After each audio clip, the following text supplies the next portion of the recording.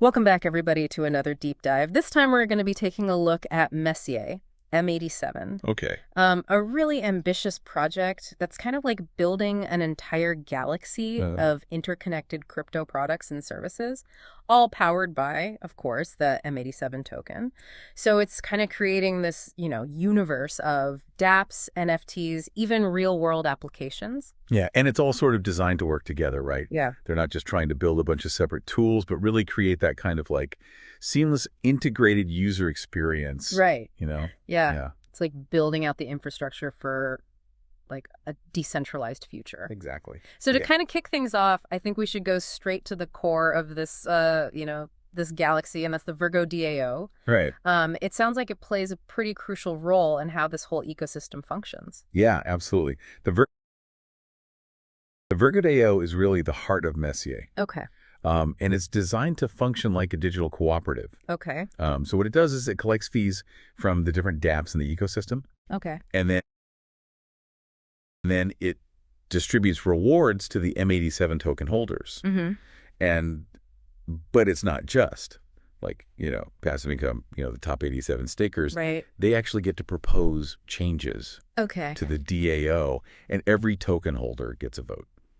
Okay. So it's like instead of just holding a token, you're really participating in the decision making. You're part of the governance process. Yeah. So what kind of impact does that 12.13% reward distribution have?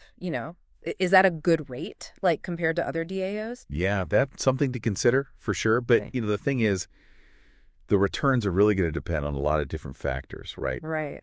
So the success of the projects that the DAO invests in, Mm-hmm. the overall market conditions, all of that plays a role. So it's not just about looking at the percentage, but also understanding, how everything else is working. Okay, so it's about the bigger picture, not just the number. Exactly. Gotcha. Okay, so let's move on to something else that I think is interesting about this project, and that's the Messier Objects NFTs. Right.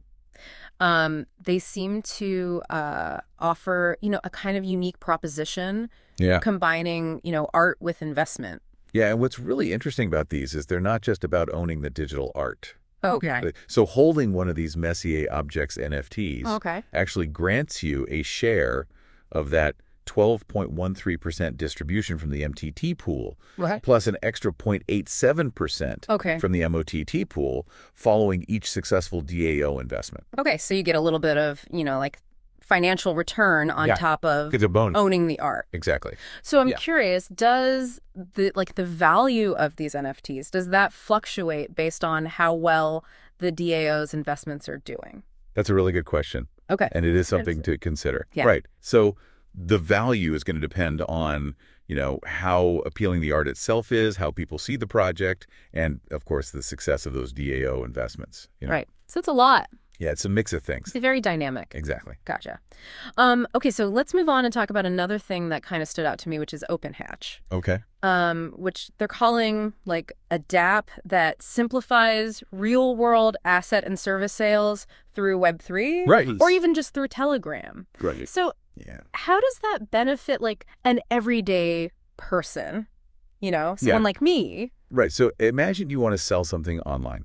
Right. Like a used camera, or you offer your services as a graphic designer. Right. OpenHatch is going to give you this secure and transparent platform to do that, but using blockchain technology. Okay. So it's using escrows and proof of work to make sure that, both the buyer and the seller are protected in those transactions. So it's like instead of relying on traditional platforms, this is a decentralized alternative. Exactly. But is it really user-friendly? Like Web3 and blockchain still feel a little, intimidating to some people. Yeah, and I think that's a valid concern. Yeah. But it seems like Messier is trying to address that by offering this service not only through a dApp, but also through a Telegram bot. Okay.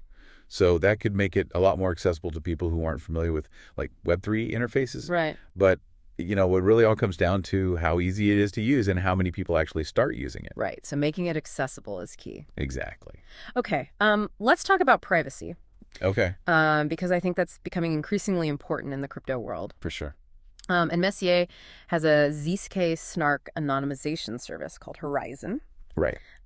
Which sounds very high tech. It is some really cool technology. Yeah, can you break that down for us a little bit? Yeah, so Zk snarks, it's a type of cryptography, and what it does is it basically allows for untraceable token transfers. So it's kind of like sending a secret message that only the recipient can understand. Okay, so I could send, M87 tokens to someone, and no one, not even the blockchain, would know where those tokens came from or went. Yeah.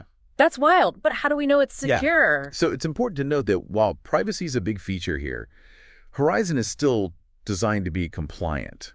Okay. They mentioned that it's been validated by Biosyn, which is a pretty respected blockchain auditor. Okay. So that should provide some reassurance to people who are, worried about security and misuse. Right. So they're finding a balance between, privacy and compliance. That's a tough balance to strike, but they seem to be doing it. Gotcha. All right. Now let's dive into something that's a little bit different, which is the AI GPU nodes platform.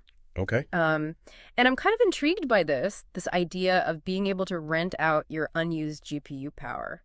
Yeah, it's a cool concept. Yeah. So basically, if you have like a gaming PC with a powerful graphics card, you can essentially rent out that processing power to people who need it for AI tasks. Interesting. So it's a potential revenue stream for people with those idle GPUs, and it gives people access to that processing power that they might not be able to afford otherwise. Yeah, like an Airbnb for GPUs or something. Exactly. So how does Messier ensure fair pricing and that it's like a secure and efficient, exchange of that processing power? Yeah, they say they've developed an AI algorithm that manages the marketplace. Okay. And matches supply and demand. Okay. But, again, the effectiveness and the transparency of that algorithm, that's something to look into. Yeah, we got to do our research. For sure. All right, so we've seen DAOs, NFTs, real-world asset integration, privacy solutions, and now this AI GPU marketplace. Yeah. So Messier is really aiming for a broad reach here. It's ambitious. It really is. Yeah. So let's move on to Adastra. Okay. Which they're calling this all-encompassing kind of point-of-sale solution for crypto transactions. Yeah, the idea here is to really bridge the gap between crypto and everyday transactions. Okay, so what can you actually do with Adastra? It mentions anonymous cross-chain swaps. So I can swap Bitcoin for Ethereum within the app. Exactly. Without having to go through an exchange. Yeah, and they highlight that it all happens anonymously. Wow. Using that same ZK snark technology you were talking about. Oh, wow. Okay. Yeah. And it also looks like they've got features for buying, selling, and managing your NFTs. Exactly. All in the same place. All of one app. So it's like an exchange, a marketplace, and a wallet, all rolled into one, but with added privacy. Exactly. That's pretty ambitious. Yeah, it's a big undertaking for sure. What about actually using crypto for everyday purchases, So that's where it gets really interesting, right? Okay. Because they're offering both virtual and physical crypto cards. Okay. So you could potentially use your crypto at, grocery stores, pay bills, even send money internationally. So that's making crypto usable in real life. That's the goal. But that seems really hard to implement. It is. Yeah. There are a lot of hurdles. Okay. Let's talk about the Messier P2P exchange and its Telegram bot extension. Okay. And what's kind of unique about this is it says it eliminates all the downsides of traditional exchanges, right.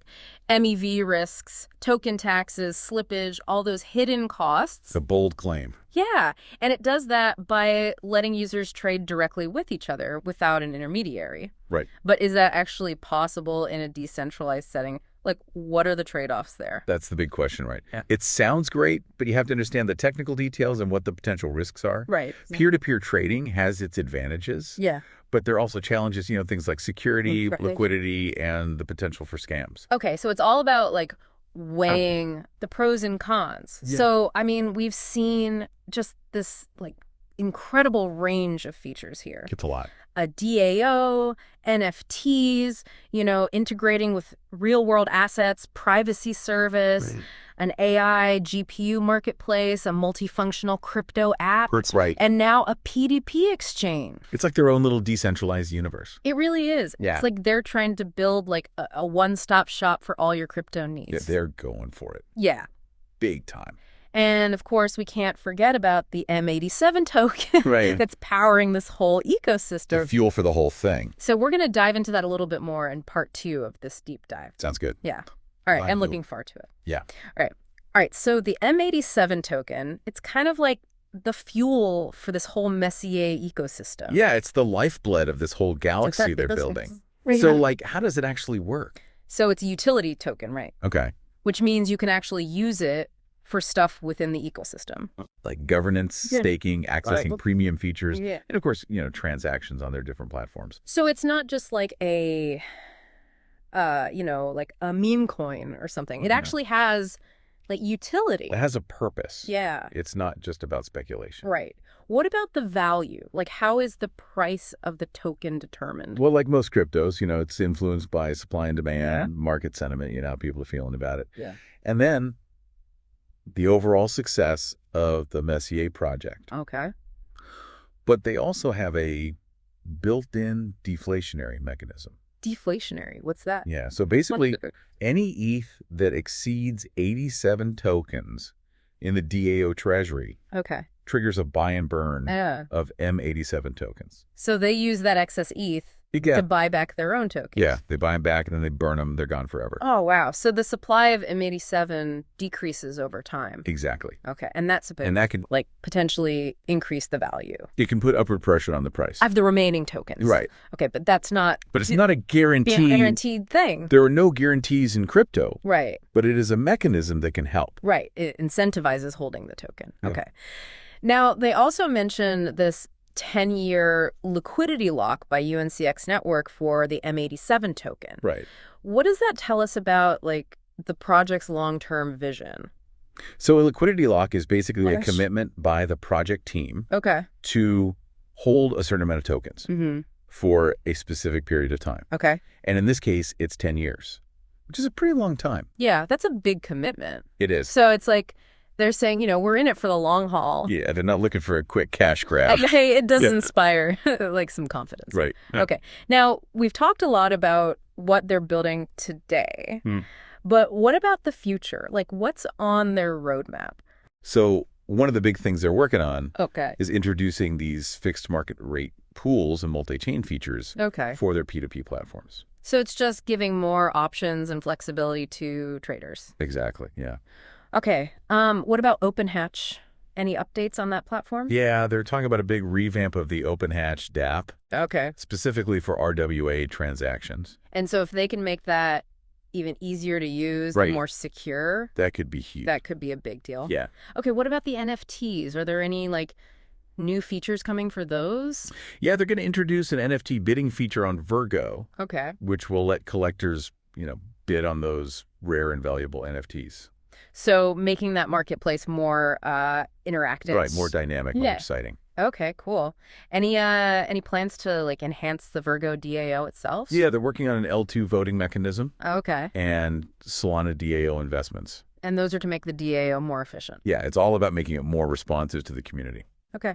Anything else on the roadmap that stood out to you? Oh, yeah. They mentioned a T1 and T2 exchange listing. Okay. For the M87 token. And what does that mean?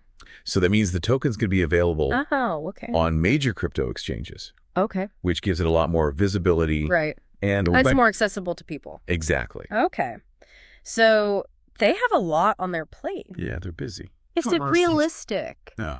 Like, is it achievable? It's hard to say for sure, right? Yeah. It depends on a lot of things. Okay. Can they find good developers? Can they make the right partnerships? Can they deal with the regulations? Right. And can they build a strong community? So execution and community are key. Absolutely. Okay. Now, after seeing all these features and the roadmap, what makes Messier like truly unique? What really stands out to me is just how broad their vision is, right? They're not just focused on one little piece of the crypto world. They're trying to create this whole ecosystem that includes DeFi, NFTs, real world stuff, and all that cutting edge tech like AI and ZK snarks. It's almost like they're trying to build like the Apple or the Amazon of the decentralized world. Like a one-stop shop for all your crypto needs. Right. But is that even possible? A bold vision. Yeah. And the crypto space is super competitive. Yeah. A lot of projects are trying to be the top dog. Right. It's a race to the top. It is. So what are like some of the challenges they might face? I think one of the biggest challenges for any project like this is complexity. Okay. Right. They're doing so much. Yeah. That it's going to be tough to make sure everything works together smoothly. Yeah, it's like juggling a dozen balls at once. Exactly. You can't drop any of them. You got to keep them all in the air. What about regulatory risks? Crypto is still kind of like the Wild West. Right. But that's changing. Yeah. And regulatory uncertainty is a big risk for any project. Yeah. So Messier needs to be smart about navigating that. It's about finding that balance. Yeah. Between pushing the boundaries and staying within the lines. And not getting in trouble. Exactly. Yeah. Okay. And what about security? Security is always a top concern in crypto. Yeah. Because they're dealing with... Especially when you're talking about people's money. Yeah. People's money and data. Yeah. You have to be really careful. Right. Invest in audits, do penetration testing. Right. Because if they have even one security breach... It could be devastating. That could really hurt them. Yeah. Yeah. Okay. And what about competition? I mean, there are so many other crypto projects out there. Yeah. There's a ton of competition. So how do they stand out? They need to make it clear what makes them special. Okay. What they offer that nobody else does. Gotcha. So it's really a constant race to stay relevant. Yeah, you got to keep innovating. Okay.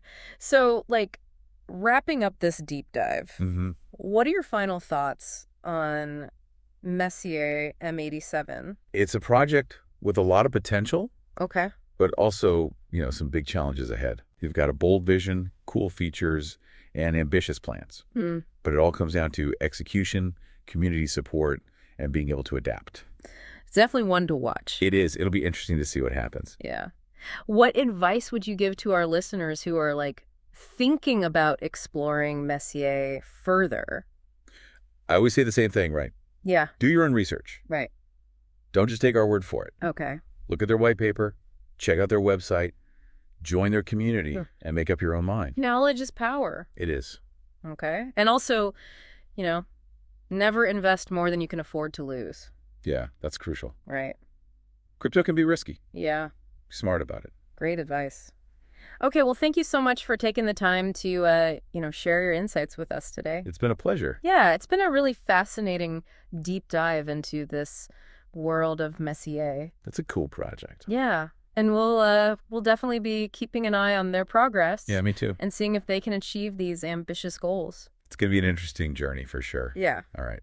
All right, well, that's all the time we have for today. Thanks for joining us on this deep dive. Thanks for having me. Yeah, it really is fascinating to see how this whole space is developing. Yeah, and what's interesting about Messier is they seem to really get the importance of community.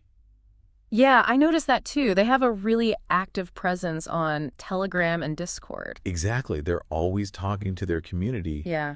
Answering questions. Yeah. Addressing concerns. And they're not just hyping up the project, right? No, they're actually taking the time to teach people about the technology. Right. And, explain the risks. Yeah, I appreciate that because a lot of projects are just focused on, shilling their tokens and making big promises. Exactly. But Messier seems to be trying to build a real community. Yeah, like a community of informed users. Yeah. Who really get what they're doing. Yeah, and that's what's going to make or break a project in the long run. Absolutely. It's not just about the tech. Right. It's about the people. Yeah, okay, so before we wrap up this deep dive, I want to touch on something that I've been thinking about. Sure. What's that? We've talked about all the cool things that Messier is building. Right.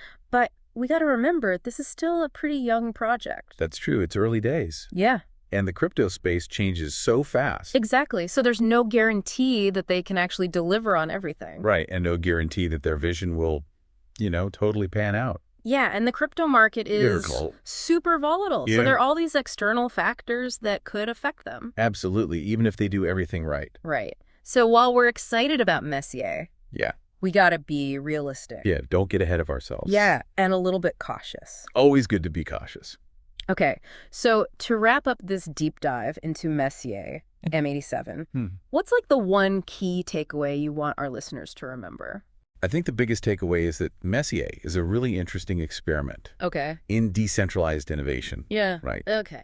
They're trying to build something that could change the way we think about finance and tech and even the real world. Yeah, so it's a vision worth exploring. Absolutely, even if you're not ready to invest yet. Right. It's about understanding what they're doing.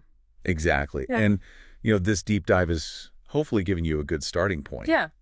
But it's up to you to keep learning. Right. We've got some links in the show notes to help you do that. Yeah. And remember, okay, stay curious, ask questions, never stop learning. Great advice. Well, it's been awesome exploring Messier with you today. Likewise, I've enjoyed it. Yeah. It's a fascinating project. And to our listeners, thanks for joining us on this deep dive. Yeah, thanks for tuning in.